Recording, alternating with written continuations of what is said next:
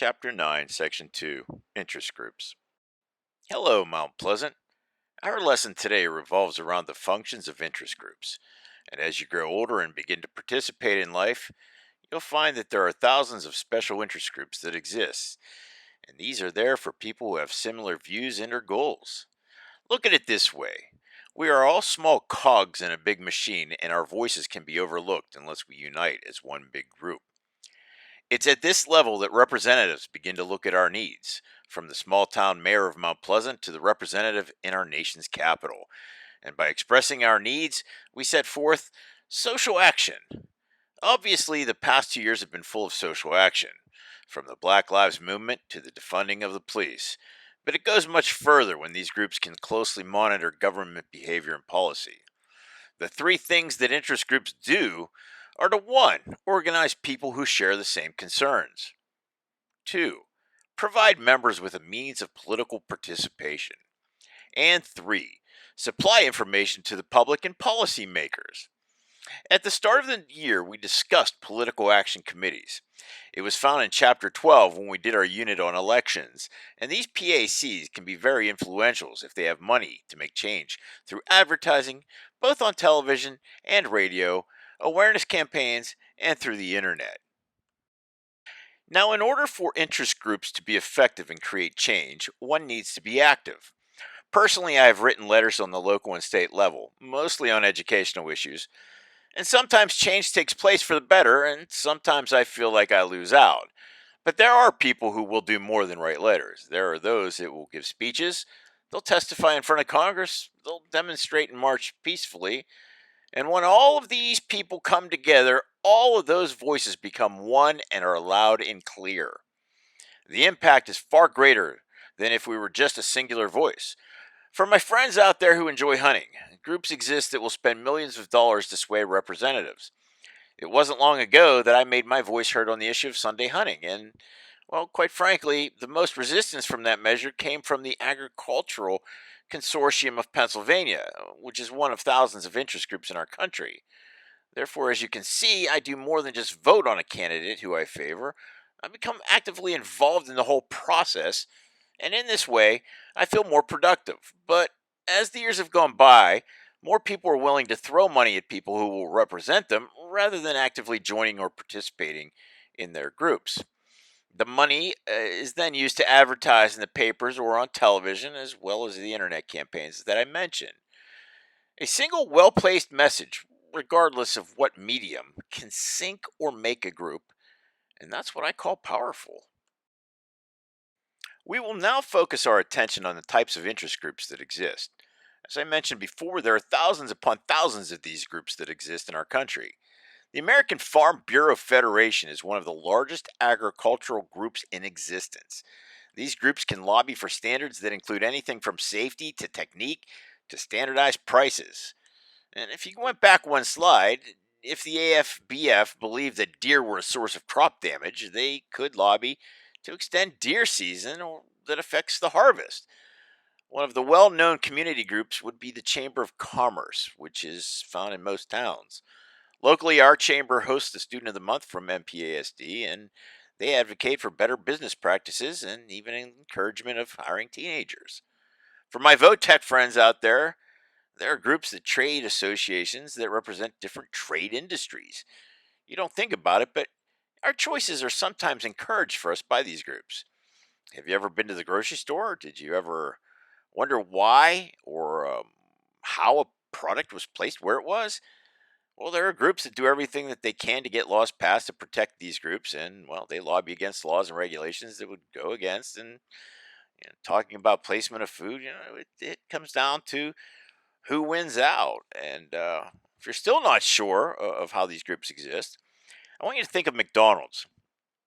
And I'm not sure you remember this, but they used to have a mammoth drink size. I don't know. I mean, this thing was like a gazillion ounces, but it was one of my personal favorites to get that filled with high C orange drink. Well, leave it to the people who were concerned about obesity to lobby against fast food, and, well, in essence, they ended the high C orange drink and the large vat of drink that I would get. And, well, those regulations affected what we consumed and, quite frankly, how much.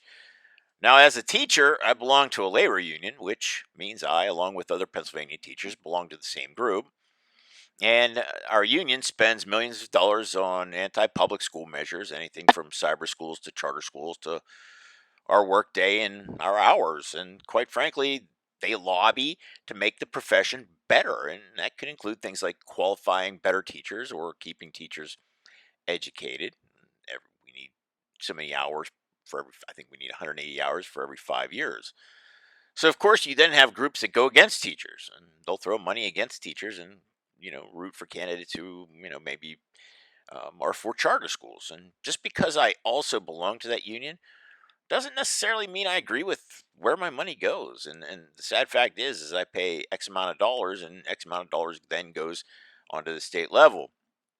And my union may take my money and throw it at a candidate Z, and then encourage us to vote for them, but I may not agree with all of the values of that candidate. So I then vote for candidate Y. And it is a quandary, sometimes, especially when I feel like my dues aren't going to where I want them. But then again, because I belong to a larger group, the teachers, that's who decides.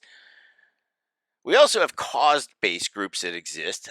Here at Mount Pleasant, we have SAD, which is the Students Against Destructive Decisions, which is based loosely off of MAD, or Mothers Against Drunk Driving, and or maybe it's Mothers Against Destructive Decisions. I know they've gone back and forth over the years, but they spend millions of dollars a year to make new laws to protect young drivers or make penalties for drunk driving harsher.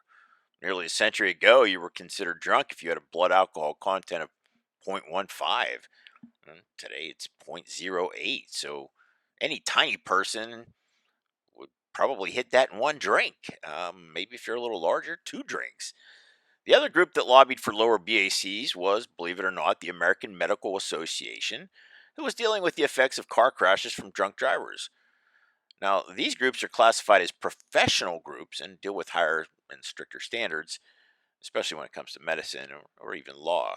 One of the most prolific groups of our history was NOW, or the National Organization for Women Movement. And this group was a social movement or a societal movement, and it pushed for women's rights as well as suffrage. So, as you can see from all my examples, albeit lengthy, people can make a difference here. Obviously, interest groups don't change laws, but they do affect the way we think. Go back to my union example, and the PSEA endorses or supports and gives money to the candidate that they feel will best represent our needs in education. And believe me, this pandemic has changed the view of education from multiple perspectives. A candidate who has proven themselves by championing the education cause is more likely to receive those PAC funds than an unproven contender, or it's vice versa. And yes, it's possible that an interest group can't decide, and they could end up splitting their funds to candidates on both sides of the fence. Lobbying is simple. You're contacting someone who can get the job done, or if they face getting voted out of office. And if you're making a career out of being a politician, well, you don't want voted out. In my old neighborhood, I spent years lobbying for a traffic light in my housing plan from a major highway. That was a very dangerous intersection. I went around to get signatures on a petition. I talked to all my neighbors, and then I took these to my representative. And I also had those people call him night and day to invoke change. And well, after 1,000 phone calls or more, and 3 years later, they compromised and they put a traffic signal in the secondary road of our plan. Not exactly where I wanted it, but it was still a safer way to get into my plan. You could call it a victory of sorts, but what I did was known as a grassroots campaign or movement, and it's the lowest form of an organization or society. Lastly, on this slide, you see filing lawsuits, and lawsuits can be effective when the law or past precedent is on your side. Case in point, your book tells the story of Brown versus Board of Education, Topeka, Kansas, which essentially ended segregated schooling. Of course, it didn't happen overnight, but this was the start, and it began with a lawsuit over a little girl not being able to go to a school across the street because of her color.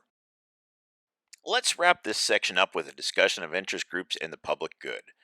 The 1950s and 60s was a time of great civil rights movements around the country, and somewhat like, but not entirely, what we've experienced in the last few years here. Both dealt with interest groups making statements. Some nonviolent, others, well, they were just downright destructive. The biggest criticism is that the big groups only focus on one issue at a time and don't answer all the problems that plague our society.